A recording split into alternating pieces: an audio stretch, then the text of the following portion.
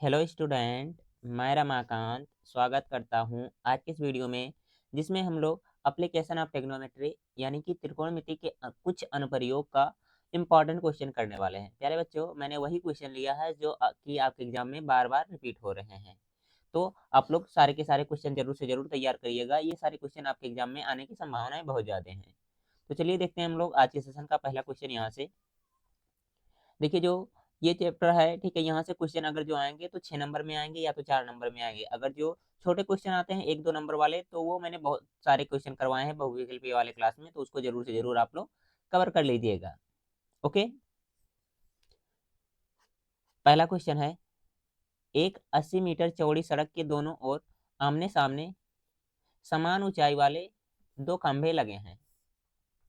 तो इसका पहले हम लोग फिगर बनाते हैं। यहाँ पर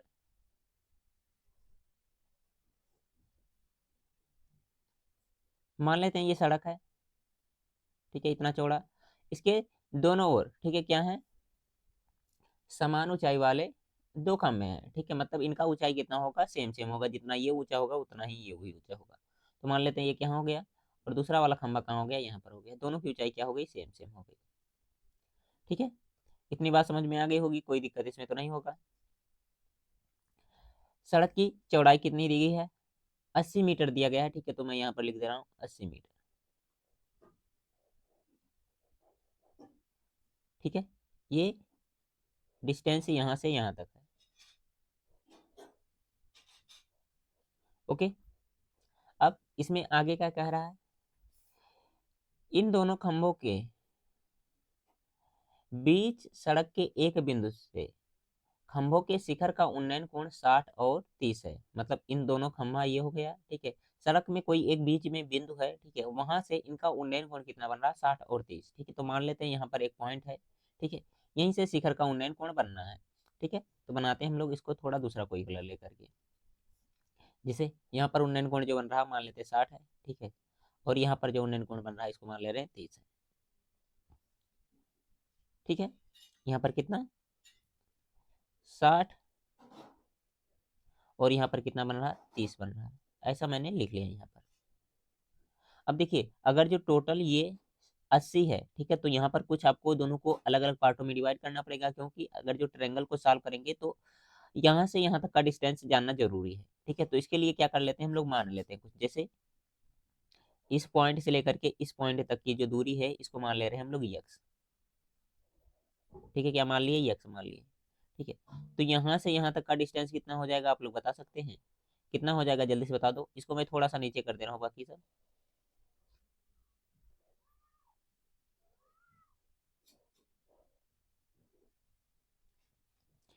कितना हो जाएगा, जल्दी से बताओ। देखिए ये यक्स है और टोटल 80 है, तो ये कितना हो जाएगा, 80 माइनस में कितना हो जाएगा, यक्स हो जाएगा। दोनों को जोड़ेंगे तो आराम से हमें 80 मिल जाएगा, कोई दिक्कत नहीं है।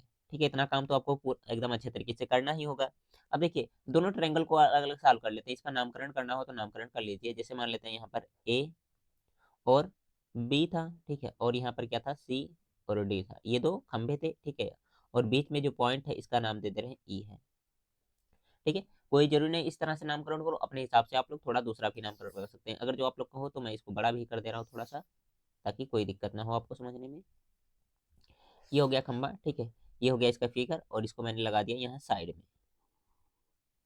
ओके, अब आपको क्या करना है, ट्रायंगल को दोनों को सॉल्व करना है। हमें निकालना क्या है, इसकी ऊंचाई निकालनी है। दोनों की ऊंचाई सेम सेम है, तो मान लेते हैं ये कितना है, एच है। ठीक है, तो इधर वाला भी कितना हो जाएगा, एच हो जाएगा। अब ट्रायंगल सबसे पहले हम लोग सॉल्व करेंगे, ए बी ई, लिखेंगे क्या, ट्रायंगल ए बी ई में यहाँ पर क्या है, tan लगाएंगे। ठीक है, tan थीटा बराबर क्या होता है, लंब बटे में आधार होता है ना। लंब कितना दिया गया आपका, ए बी, और आधार कितना दिया गया है, बी ई दिया गया। ठीक है, यहाँ पर रखेंगे tan ऐसे ही रहेगा। थीटा का मान कितना रखना में, 60, तो यहाँ पर हो गया 60 इक्वल टू ए बी की वैल्यू कितनी है, एच, तो यहाँ पर लिख लो भाई एच, और नीचे बीई कितना दिया गया है, एक्स दिया गया, तो यहाँ पर कितना हो जाएगा, एक्स। tan 60 अंश का मान कितना होता है, आप लोग कहेंगे √3 होता है।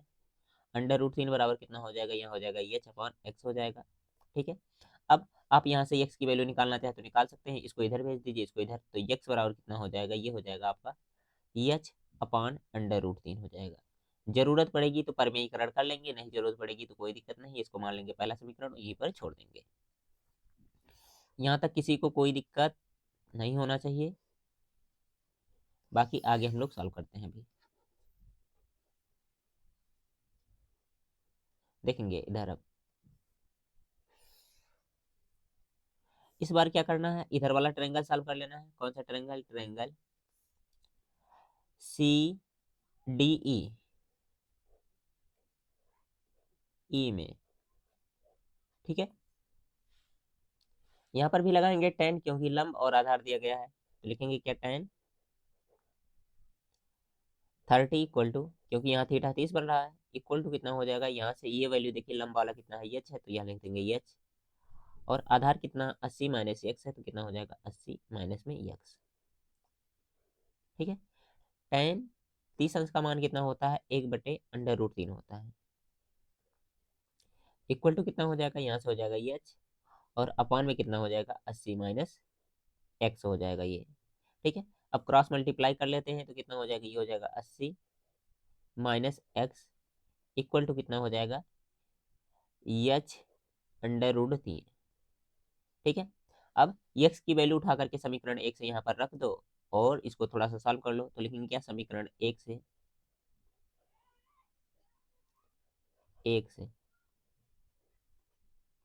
ठीक है। यहाँ से 80 तो एज इट इज ऐसे रहने वाला है, ठीक है, माइनस एक्स की जगह पर कितना हो जाएगा, एच अपान अंडर रूट 3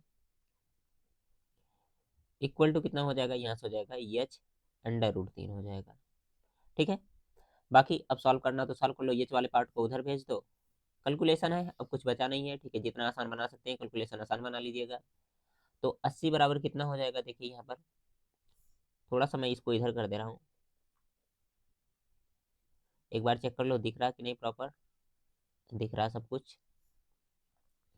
80 बराबर कितना हो जाएगा, एच अंडर रूट 3, और ये इधर आकर के प्लस में कितना हो जाएगा, एच अपान अंडर रूट 3, तो 80 इक्वल टू कितना हो जाएगा, यहाँ से इसका गुणा इसमें होगा तो कितना हो जाएगा, अंडर रूट 3 का गुणा अंडर रूट 3 में होगा तो 3 हो जाएगा, यानी कि 3h प्लस एच, तो ये पहले वाला ही दिया गया, और नीचे कितना हो जाएगा अंडर रूट 3, ठीक है। इसका गुणा इधर हो जाएगा तो कितना हो जाएगा 80 अंडर रूट 3 इक्वल टू कितना हो जाएगा, इन दोनों को जोड़ेंगे तो कितना आ जाएगा 4h हो जाएगा। कहने का मतलब एच बराबर निकालना, तो एच इक्वल टू कितना हो जाएगा, ये हो जाएगा 20, अच्छा एक लाइन लिख दे रहा हूँ मैं, 80 अंडर रूट 3, और ये गुणे में है, इधर आ जाएगा नीचे, तो कितना हो जाएगा 4 भाग में हो जाएगा, तो एच बराबर कितना हो जाएगा, यहाँ से हो जाएगा 80 को 4 से भाग लगा देते हैं, तो कितना हो जाएगा 20 × 4 = 80 होगा, यानी कि 20 अंडर रूट कितना आ जाएगा 3 आ जाएगा। यही हम लोग का आंसर हो जाएगा। कितना आसान सा क्वेश्चन है, देखिए मैंने एकदम स्टेप बाय स्टेप सारे क्वेश्चन सॉल्व किए हैं, ठीक है। मन करेगा अंडर रूट 3 का मान भी रख दीजिएगा, क्वेश्चन में कहा नहीं है, ठीक है, तो मैंने रखा नहीं, अगर जो आपको मन कहेगा तो रख सकते हैं, कोई दिक्कत नहीं है। ये हो गया एच का मान। अब इसमें कह रहा है कि दूरी भी निकालो, खंभे की ऊंचाई यानी कि एच, और खंभों के बीच की दूरी कितनी होगी आपको ये बताना, ठीक है। तो एक तो खंभा दिया गया है यहाँ से यहाँ तक, अच्छा खंभों से बिंदु की दूरी, ठीक है, मतलब ये खंभे से बिंदु की दूरी, यानी कि एक्स की वैल्यू निकालनी है और 80 माइनस एक्स की वैल्यू निकालनी है, ठीक है। तो कहाँ पर मैं निकाल दे रहा हूँ, अगले पेज पे निकाल लूँ क्या, यहीं पर निकाल दे रहा हूँ मैं दूसरे कलर से। यहाँ पर देखिए आप लोग देखेंगे ध्यान से, देखिए एक्स की वैल्यू अगर जो निकालनी है तो एक्स इक्वल टू कितना हो जाएगा, एच की वैल्यू कितनी आई है 20 अंडर रूट 3, तो यहाँ कितना हो जाएगा 20 अंडर रूट 3, और बटे में कितना हो जाएगा अंडर रूट 3 और अंडर रूट 3 काट देंगे तो कितना बचेगा, यहाँ केवल बचेगा 20, ठीक है। मतलब एक्स की वैल्यू कितनी 20 आ गई, मतलब यहाँ से यहाँ तक का डिस्टेंस कितना हो जाएगा 20 हो जाएगा, ये वाली डिस्टेंस कितनी आ जाएगी 20, ठीक है। और ये 80 माइनस 20 लिखा गया, तो इसमें से घटाएंगे तो कितना आ जाएगा, ये आ जाएगा 60, ठीक है। यहाँ पर बाकायदे आप लोग लिख दीजिएगा जिस तरह से आप लोग लिखते हैं। उम्मीद है आपको ये क्वेश्चन एकदम अच्छे तरीके से समझ में आया होगा, इसमें आपको कोई दिक्कत नहीं होना चाहिए। क्वेश्चन अच्छा था, 23 में भी आया है और 24 में आया है, ठीक है। आगे देखेंगे अगला क्वेश्चन फिर हम लोग, देखिए इसको, ये भी 23 में पूछा गया, 24 में पूछा गया है, आराम से करेंगे, बताएंगे इसका आंसर। देखेंगे इस क्वेश्चन को हम लोग, भूमि के एक बिंदु P से 10 मीटर ऊंचे भवन के शिखर का उन्नयन कोण 30 डिग्री है। तो सबसे पहले हम लोग यहाँ पर बनाते हैं इसका फिगर। ये मान लेते हैं भूमि हो गया, ठीक है। अब भूमि पर एक बिंदु मान लेते हैं यहाँ पर है, कौन सा बिंदु, P, ठीक है। अब यहाँ पर क्या है, कुछ दूरी पर एक भवन है, ठीक है, तो मान लिया भवन हो गया ये, और ये कितना ऊंचा है, 10 मीटर ऊंचा है। इसकी ऊंचाई कितनी है, 10 मीटर है, तो मैंने यहाँ पर लिख लिया 10 मीटर ऊंचा भवन हो गया, ठीक है। इसका उन्नयन कोण कितना बन रहा है, यहाँ से उन्नयन कोण बनाएंगे तो कितना है, 23 डिग्री, ठीक है। कितना है, 23 डिग्री, तो मैं यहाँ पर लिख दे रहा हूँ 23 डिग्री, ठीक है। अब कह रहा भवन के शिखर पर एक ध्वजा लहराया गया है। ध्वजा का मतलब एक झंडा लगाया गया, ठीक है, इसके ऊपर, ठीक है। तो मैं झंडा लगा दे रहा हूँ ऊपर, यहाँ पर देखिएगा आप लोग ध्यान से। ये हो गया, मान लेते हैं झंडा इस पर लहराया गया है जो है, ठीक है। ये हो गया क्या, झंडा यहाँ पर, ठीक है। जैसे भी बनाना चाहे बना सकते हैं, कोई दिक्कत नहीं है, ठीक है। अब इसमें क्या कह रहा है, और पी से ध्वज के शिखर का उन्नयन कोण 45 डिग्री, ठीक है। बिंदु पी यहाँ पर है, और यहाँ से ध्वज के शिखर का उन्नयन कोण कितना, 45, तो यहाँ पर बनाएंगे 45 हम लोग। तो यहाँ पर हम लोग लिख लेंगे क्या, ये वाला, ठीक है, पीले वाले लाइन से नीचे वाला जो जो लाइन दिख रहा है यहाँ तक का कितना डिग्री बन रहा है, 45 डिग्री। इसको लिखे कहाँ, बाहर लिख देने जगह नहीं है, तो यहाँ पर हो जाएगा 45 डिग्री, ठीक है। इसका नामकरण करना होगा तो कर दीजिए, यहाँ से हो जाएगा पी क्यू, ठीक है। इसका नाम देते हैं आर, और यहाँ पर क्या हो जाएगा, मान लेते हैं यस है, ठीक है। कोई जरूरी नहीं, इस तरह से रखो, अपने हिसाब से भी रख सकते हो। ध्वज की लंबाई और बिंदु P से भवन की दूरी ज्ञात कीजिए। यहाँ आप √3 का मान लिख सकते हैं, 1.732, ठीक है, ले सकते हैं, कोई दिक्कत नहीं है। 23 में आया, 24 में आया है क्वेश्चन, इंपॉर्टेंट क्वेश्चन आप लोग के लिए। तो कैसे करेंगे इसका सॉल्यूशन, देखिए हमें क्या करना है, इस पॉइंट से लेकर के इस पॉइंट तक का डिस्टेंस बताना है, मतलब इसको हम लोग क्या मान ले रहे हैं, एच, ठीक है, ये निकालना है। और दूसरे वाले कंडीशन में पी से क्यू तक की दूरी निकालनी है, तो इसको मान ले रहे हैं हम लोग, क्या मान ले रहे हैं, एक्स मान ले रहे हैं, ये डिस्टेंस भी निकालना है, ओके। इतनी बात हो गई। अब इसमें सॉल्यूशन करना है, ठीक है, जैसे पिछला वाला क्वेश्चन किए हैं वैसे ही हम लोग इसको भी सॉल्व कर लेंगे।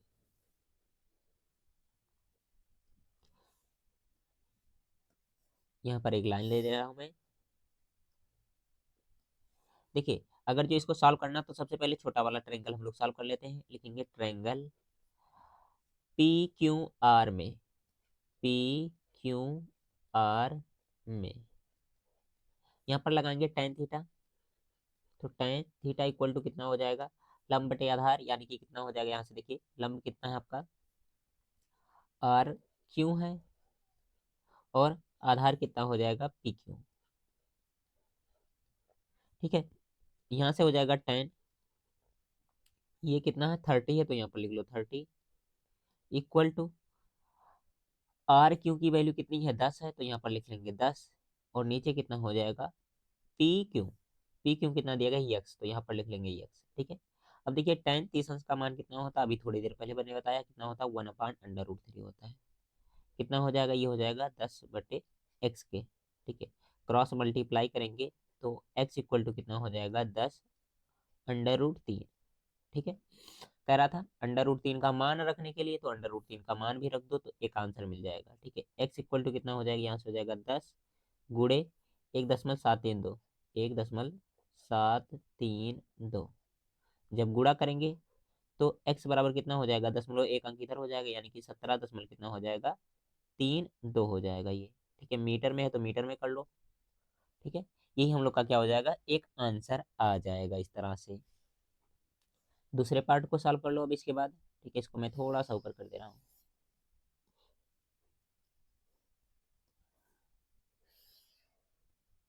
अगली बार क्या कह रहा है आपसे, आपको ये हाइट, ठीक है, जो ये छोटा सा एच दिख रहा है, इसकी वैल्यू निकालनी है।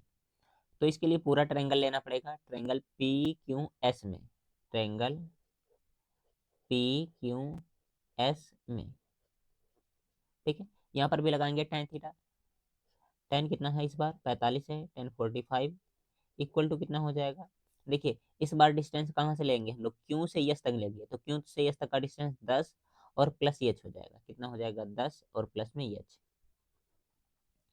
और इसके नीचे कितना आ जाएगा, यक्स आ जाएगा, ठीक है। तो यहाँ पर यक्स लिख लेना है, ठीक है। tan 45 इसका मान कितना हो जाएगा, 1 इक्वल टू 10 प्लस एच और बटे में यक्स।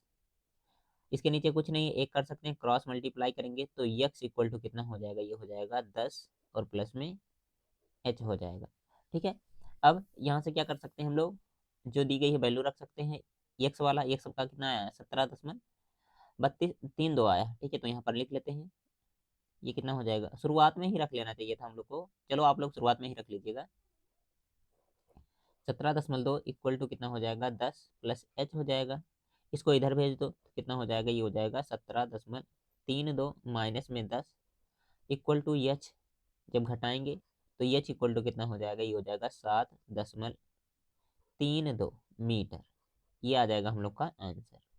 तो इस तरह से इस क्वेश्चन का सॉल्यूशन करना था। उम्मीद है आपको ये क्वेश्चन भी एकदम बेहतरीन तरीके से समझ में आ गया होगा, इसमें भी आपको कोई दिक्कत नहीं होना चाहिए। चलो फिर बढ़ते हैं अगले क्वेश्चन की तरफ हम लोग। देखिए ये क्वेश्चन बहुत ही अच्छा सा क्वेश्चन है, 20 में आया है, 22 में आया है, 23 में आया है, 24 में आया है। एनसीईआरटी बुक में ये क्वेश्चन नहीं दिया गया है, अगर जो दिया होता तो यहाँ पर लिखा होगा। ठीक है, एक बार चेक कर लीजिएगा क्या बुक के क्वेश्चन है या नहीं है। तो सबसे पहले इसका फिगर बनाएंगे हम लोग। क्या है, 60 मीटर ऊंची एक मीनार की चोटी। ठीक है, 60 मीटर ऊंचा एक मीनार बनाओ। ठीक है, तो मैंने यहाँ पर बना लिया, ये मीनार हो गया।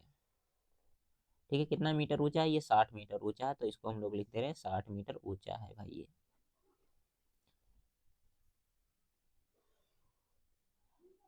एरो का साइड इसमें बड़ा दिख रहा है। ठीक है, चलो कोई दिक्कत नहीं। ये कितना है, 60 मीटर ऊंचा है। ठीक है, एक मकान के छत तथा आधार का अनुमान कोण दिया गया है। ठीक है, तो कोई मकान बनाना है। ठीक है, तो मकान पहले हम लोग बनाएंगे इधर कहीं,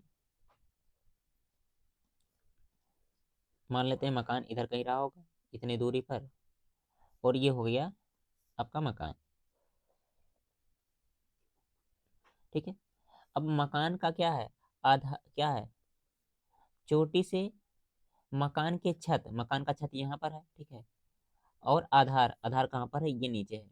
इसका अनुमान कोण बन रहा है। ठीक है, तो अनुमान कोण बनाएंगे। ठीक है, छत वाला यहाँ पर बन गया अनुमान कोण। ठीक है, और आधार वाला अनुमान कोण बन जाएगा यहाँ से यहाँ तक। ठीक है, एक लाइन लेकर के इनको अनुमान कोण को दिखाइए। पहले एक डैश वाली लाइन ले ले रहे हैं हम लोग। पहले किसका अनुमान कोण बन रहा है, देखिए छत का अनुमान कोण 45 है। ठीक है, तो छत का अनुमान कोण कहाँ से कहाँ तक हो जाएगा, ये हो जाएगा आपका 45। ठीक है, उसके बाद में आधार का कितना बन रहा है, 60। देखो आधार वाली लाइन यही है। ठीक है, इसको दूसरे कलर से अगर जो मैं कर दूं तो आपको शायद और अच्छे से दिखे, हो जाएगा।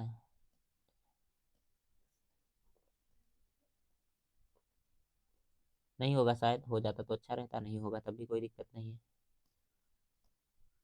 हाँ हो गया। ठीक है, ये कितना है, आधार वाली 60 है। ठीक है, तो कहाँ से कहाँ तक बनेगा, ये अंदर मैं कर दे रहा हूँ, ये यहाँ से यहाँ तक है। ठीक है,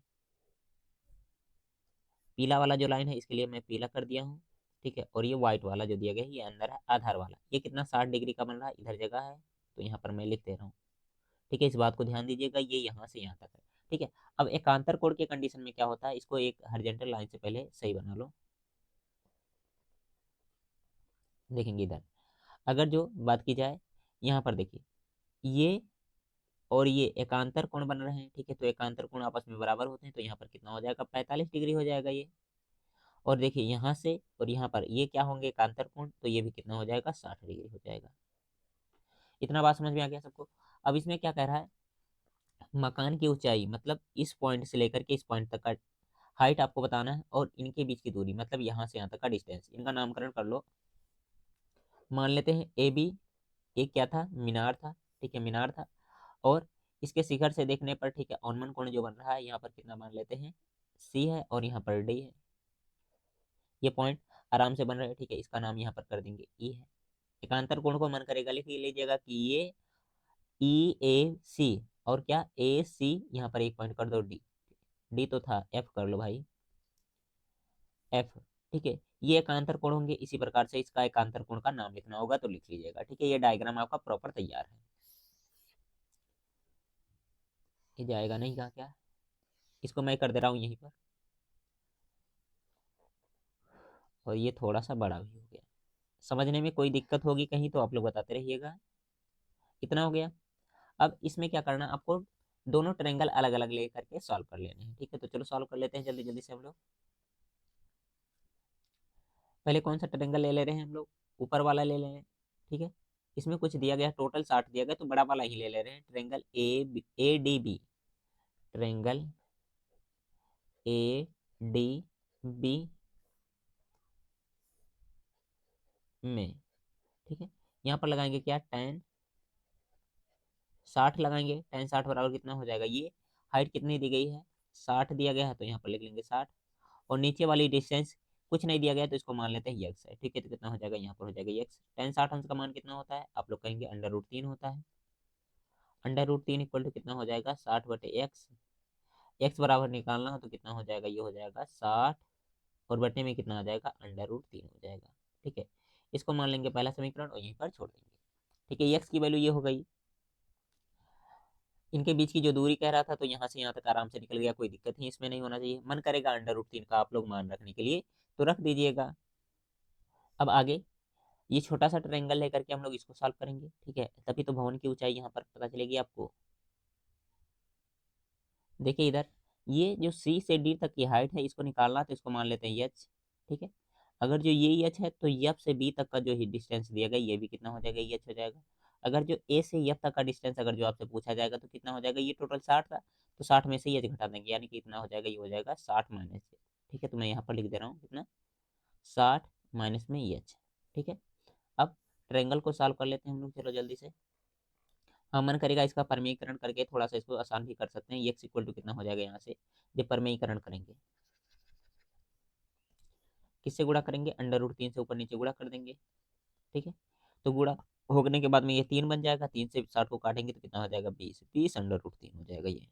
ठीक है,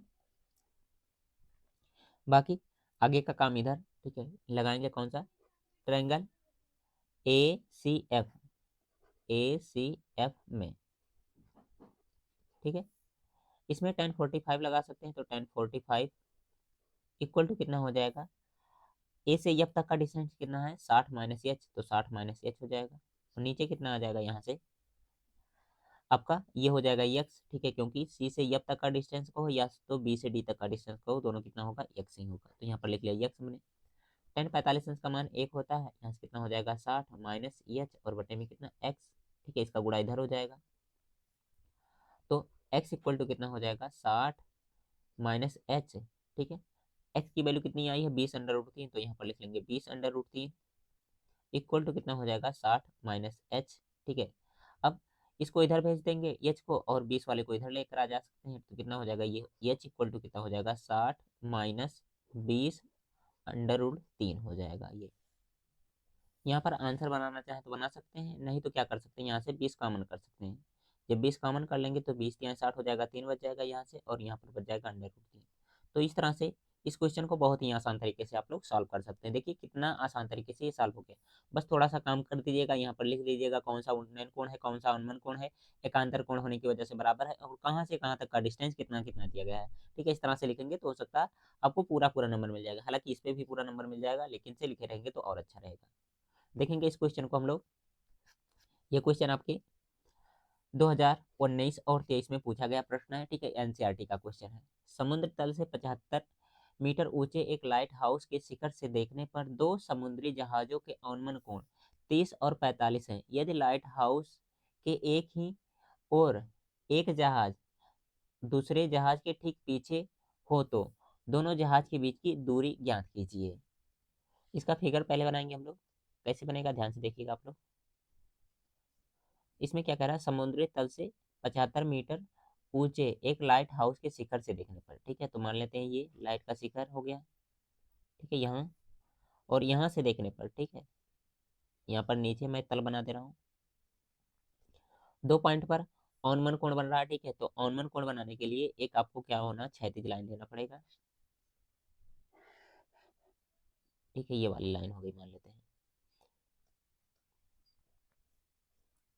औनमन कोण कितना कितना बन रहा है, एक बार तो बन रहा है 30 डिग्री, और एक बार कितना बन रहा है, 45 डिग्री। ठीक है, तो यहाँ से मान लेते हैं ये 45 डिग्री हो जाएगा। ठीक है, ये वाला दोनों डार्क कर दूं मैं, हो जाए तो। ठीक है, इतना अब आगे का काम कुछ करना नहीं है। यहाँ पर कितना 30 डिग्री का बन रहा था, तो यहाँ पर लिख लो 30। और यहाँ पर कितना, अच्छा इधर से बन रहा ऑन कोण है, तो ये हो जाएगा 30। ठीक है, कितना सा, और 60 कहाँ से कहाँ तक होगा, 45 है, तो यहाँ से यहाँ तक हो जाएगा 45। ठीक है, तो ये हो गया 45, इधर आ जाएगा। ठीक है, एकांतर कोण बराबर होने की वजह से हम लोग ऐसा कर सकते हैं। ठीक है, तो यहाँ पर मान लेते हैं हम लोग ए बी, ये समुद्र तल से ऊंचाई कितना 75, तो ये 75 मैंने लिख दिया। ठीक है, इनके बीच की दूरी यही निकालनी है। मान लेते हैं यहाँ पर कौन सा ए बी हो गया, तो यहाँ पर सी डी मान लो भाई। यहाँ पर क्या सी हो जाएगा, और यहाँ पर कितना हो जाएगा डी हो जाएगा। सी से डी तक का डिस्टेंस क्या है, यही आपको निकालना है, तो इसको क्या मान ले रहे हैं हम लोग, मान ले रहे हैं एक्स है। ठीक है, बाकी का क्वेश्चन चलो सॉल्व कर लेते हैं हम जल्दी से हम लोग। इसको कर दो थोड़ा सा कहीं इधर। पहले कौन सा त्रिभुज ले ले हम लोग, पहले ले ले रहे हैं हम लोग इधर वाला ए बी डी में, त्रिभुज ए बी डी में। यहाँ पर क्या लगा सकते हैं, 1045 इक्वल टू कितना हो जाएगा, ए बी यानी कि लंब, और आधार कितना दिया गया है, बी डी। ठीक है, ये इसको y मान लें क्या हम लोग, y मान लो। ठीक है, चलो जरूरत पड़ेगी तो यूज कर लेंगे। 1045 अंश का मान 1 होता है, ए बी कितना दिया गया 75 दिया गया है, और बी डी कितना है y। ठीक है, कहने का मतलब y बराबर अगर जो निकालना हो तो कितना हो जाएगा, ये हो जाएगा 75। ठीक है, यहाँ तक। इसके बाद में दूसरा वाला ट्रायंगल सॉल्व करेंगे हम लोग। दूसरे वाले में क्या है, ए बी सी है, ट्रायंगल ए बी सी में यहाँ पर क्या लगाएंगे 10, इस बार कितना है 30 है, तो 10 30 इक्वल टू कितना हो जाएगा, हाइट तो वही होने वाला 75, तो 75 लिख लो। और इस बार यहाँ से यहाँ तक का डिस्टेंस कितना हो जाएगा, यक्स प्लस वाई हो जाएगा, यक्स प्लस वाई। ठीक है, तो यहाँ से 10 30 अंश का मान 1/√3 इक्वल टू 75, ऐसे लिख लो। और नीचे कितना हो जाएगा यक्स, और वाई का मान कितना है 75, तो यहाँ पर 75 लिख लेंगे हम लोग। क्रॉस मल्टीप्लाई कर लेंगे तो कितना हो जाएगा, ये हो जाएगा 75 इक्वल टू इसका 75 प्लस एक्स हो जाएगा ये, जब इधर गुणा होगा तो 75 प्लस एक्स, और इधर गुणा होगा तो कितना हो जाएगा 75√3। ठीक है, एक्स को उधर भेजेंगे तो एक्स इक्वल टू कितना हो जाएगा 75√3, और माइनस में 75, 75 कॉमन है तो 75 को कॉमन कर लो, तो बचेगा कितना √3, और माइनस में 1। मन करेगा √3 का मान रख करके इसको थोड़ा सा सॉल्व कर लीजिएगा, नहीं तो यहाँ पर भी आप लोग अपना आंसर बना सकते हैं। ओके, आगे बढ़ जाए अगले क्वेश्चन की तरफ फिर हम लोग। देखिए ये क्वेश्चन बहुत ही अच्छा सा क्वेश्चन है। इसमें क्या कह रहा है, 60 मीटर ऊंचे भवन के शिखर से किसी मीनार के शिखर व पाद का औन्मन कोण 30 और 45 है, मीनार की ऊंचाई बताइए। देखिए सबसे पहले हम लोग बना लेते हैं यहाँ पर 60 मीटर ऊंचा ये भवन। ठीक है, अब इसके औन्मन कोण की बात हो रही है, तो औन्मन कोण दिखाने के लिए हमें बनाना पड़ेगा इधर कहीं एक क्षैतिज लाइन, ये हो गया। अब जैसा कह रहा वैसा करते चले जाओ, और उसके बाद में डायग्राम बन जाएगा आपका। ठीक है, ये हो गया 60 मीटर ऊंचा भवन, और ये हो गया यहाँ पर एक छोटा सा मीनार। ठीक है, ये मान लेते हैं मीनार है। अब इसके उन्नयन कोण और अवनमन कोण जैसा कहेगा वैसा कर लेंगे, बाद में इसको सही करेंगे, रहने दो भी। क्या कह रहा है, मीनार के शिखर, ठीक है, मीनार का शिखर कहाँ पर ये है। ठीक है, इसका क्या बनेगा अवनमन कोण 30 डिग्री का। ठीक है, तो ये मान लेते हैं 30 डिग्री यहाँ तक हो गया ये। ठीक है, उसके बाद में क्या कह रहा है, और पाद का अवनमन कोण 60 डिग्री। ठीक है, तो पाद कहाँ हो जाएगा, मीनार का ये हो जाएगा, तो यहाँ पर इसका अवनमन कोण नीचे की तरफ बन जाएगा ये, और ये कितना हो जाएगा आपका, ये टोटल 60 डिग्री हो गया। ठीक है, इस क्षैतिज लाइन को यहाँ से मिला देते हैं हम लोग। ठीक है, ये मिल गया। बाकी इसको थोड़ा सा डार्क कर दूँ, उसके बाद में हम लोग आगे कर लेंगे अपना काम। ठीक है, कुछ इस प्रकार से ये डायग्राम हो गया। इसका नामकरण कर देते हैं। ए बी आपका हो गया भवन, ठीक है, जिसकी ऊंचाई 60 मीटर। ठीक है, मीनार सी डी है। ठीक है, उन्नयन कोण के लिए यहाँ पर ई एक पॉइंट ले रहे हैं, और यहाँ पर क्या मान ले रहे हैं हम लोग ई एफ है। ठीक है, अब क्वेश्चन को सॉल्व कर लो। चलो इसको थोड़ा साइड कर दो। हाइट वगैरह जो कुछ भी दिया गया, जैसा दिया गया वैसा ही रहने देंगे, कोई दिक्कत नहीं है। सबसे पहले कौन सा हम लोग ले रहे हैं, ट्रायंगल, ये वाला छोटा सा ट्रायंगल सॉल्व कर लेते हैं। बड़ा वाला करें पहले, इसको मान लेते हैं यक्स है, ठीक है। बड़ा वाला ले लो क्योंकि ये टोटल 60 दिया ही गया है। ए बी डी में, ट्रायंगल ए बी डी में, इसमें क्या लगा सकते हैं, tan कितना हो जाएगा, ये 60 हो जाएगा, और यहाँ पर ये कितना हो जाएगा, ये हो जाएगा 30, ठीक है। क्योंकि एकांतर कोण बराबर होते हैं, यहाँ से इसका एकांतर कोण इसके बराबर हो जाएगा, ये वाला इसके बराबर में हो जाएगा, ठीक है। तो tan 60 इक्वल टू कितना हो जाएगा, 60, और बटे में कितना आ जाएगा, यक्स, ठीक है। tan 60 अंश का मान कितना होता है, √3 इक्वल टू कितना हो जाएगा, 60 और बटे में यक्स।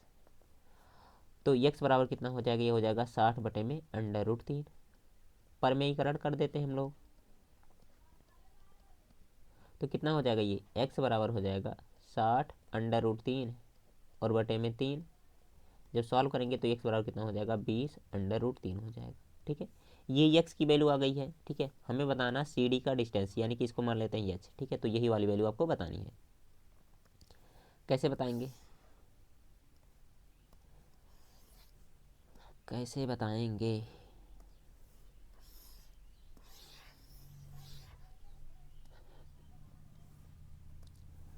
देखिए इधर